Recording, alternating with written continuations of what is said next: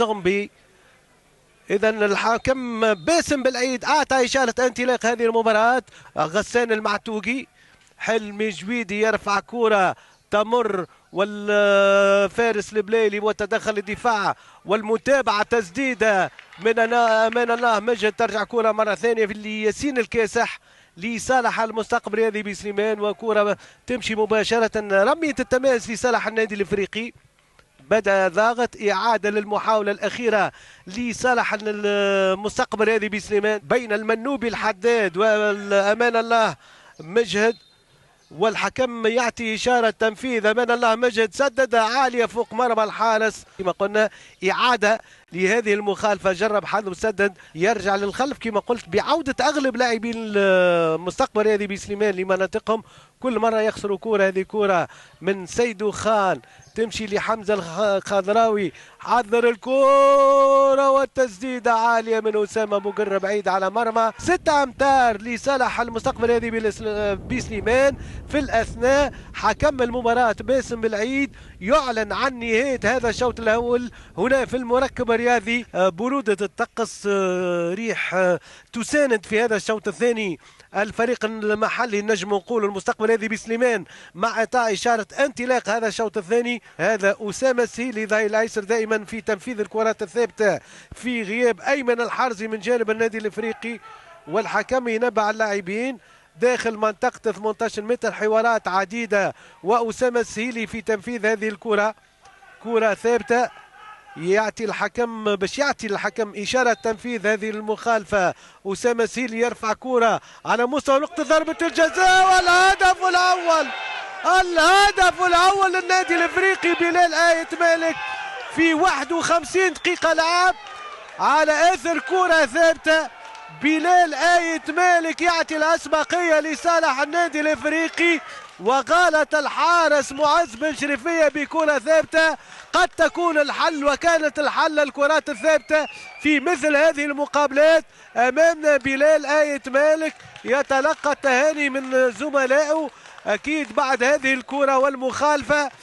يمشي بلال آية مالك أكيد كما قلت يعود للتشكيلة الأساسية، وفرحة هذا اللاعب وفرحة كل لاعبي النادي الافريقي سوى على مقعد الاحتياطيين. وإعادة العملية، مرفوعة كرة بالمقاس، تسديدة ممتازة جدا لا تسد ولا ترد، رأسية على يسار الحارس معز بن شريفية في زاوية صعيب عليه، وهدف أول لصالح النادي الإفريقي بعد مرور 6 دقائق لعب في هذا الشوط الثاني. يعطي الأسبقية. في الأثناء الحكم في الميدان في حديث مع غرفة الفار، والكرة إعادة والتأكيد الهدف بالنسبة لغرفة الفار اللي فيها أمين الفقاير. إذا تقلب الطقس والكرة مرفوعة، يمشي سيدو خان، سيدو خان ترجع مرة ثانية معتز الزمزمي، معتز الزمزمي يلعب الكرة لحمزة الخضراوي، يحط الكرة في الزر، حمزة الخضراوي يمد الكرة في اتجاه إلى الشوط، شاط الكرة وتدخل الدفاع يحطها في الركنية بعد دخول جاسر الخميري مكان فراس البلايلي، وكرة مرفوعة. البحث عن غسان المعتوقي، ترجع مرة ثانية كرة لصالح النادي الافريقي. بوقرة داخل منطقة الجزاء يعمل المراوغة الأولى، يسدد وتدخل الدفاع عن طريق محمد فراس العمري لصالح النادي الافريقي عن طريق أسامة سهيلي. أسامة سهيلي، أسامة بوقرة يحضر لأسامة سهيلي، وزا ولا سيدو خان مرة أولى تصطدم بالدفاع، وفرصة مضاعفة النتيجة للنادي الافريقي. يبقى ضاغط النادي الافريقي، ترجع كرة مرة ثانية عن طريق مالك المهري، تمشي مرة أخرى في المتابعة معتز الزمزمي، والحكم يقول مخالفة لصالح النادي الافريقي.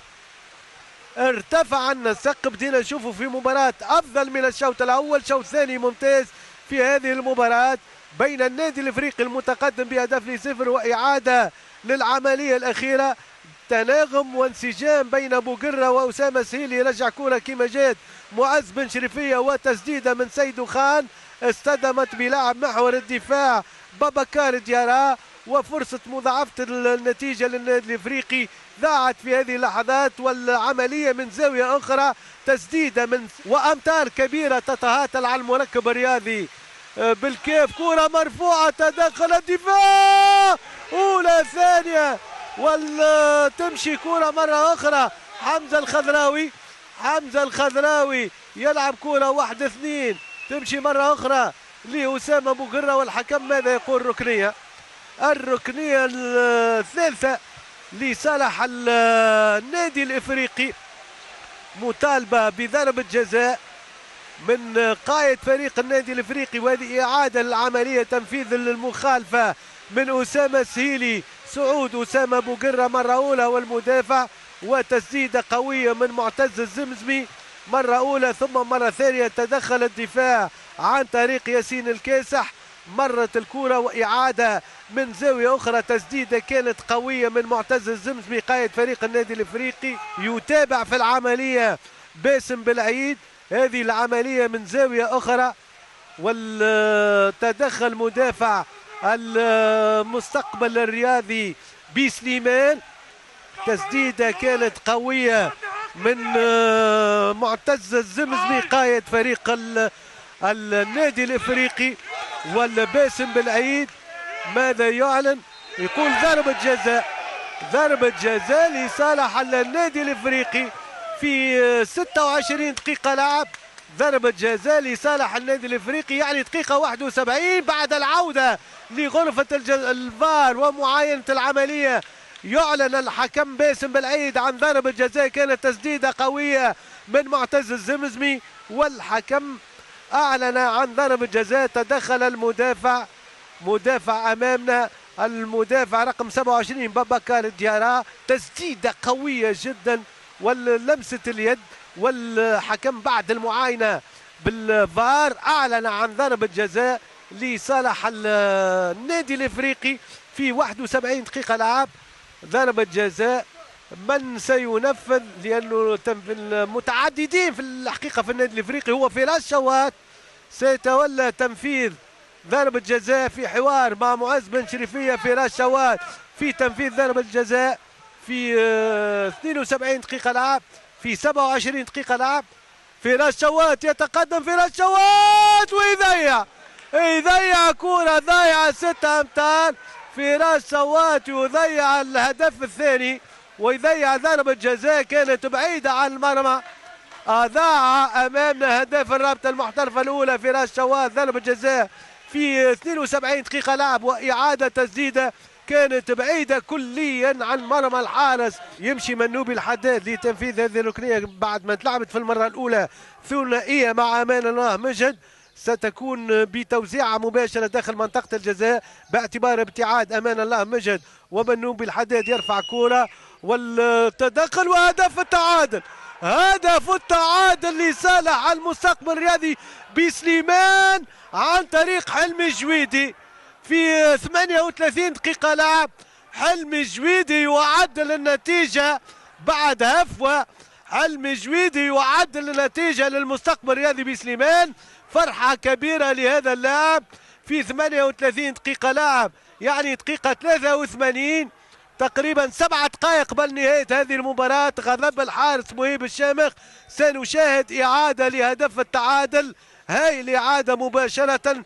منوبي الحداد في القائمة الثاني، صعود حلمي الجويدي وتسديدة بالراس، غلط الدفاع. إعادة مرة ثانية، صعود لاحظوا جاسر الخميري، ثم ارتماء راسية من حلمي الجويدي. تمكن في وسط تقريبا 4 لاعبين من النادي الافريقي من تعديل النتيجة 1-1. فسخ وعاود في هذه المباراة. مرة أخرى إعادة طول القامة بالنسبة لجاسر الخميري، تمكن باش ياخذ الكرة هذه. شيء يقولوا عليها عيطوا له باسم بالعيد حكم المباراة أمين الفقير ومحمد طرابلسي قاعد يتابع ويعاين في العملية الأخيرة. هل فما لمسة يد من مدافع المستقبل هذه بسليمان حلمي الجويدي أم العملية سليمة؟ هذا ما سيعلن عنه بعد لحظات. حكم المباراة باسم بالعيد الدولي كما قلت في مباراة رقم 11. إعادة للعملية مرات ومرات للتأكيد، ليتأكد قبل إقرار وكل اللاعبين على مقربة من حكم من الحكم باسم بالعيد في اللي قاعد يعاين في العملية.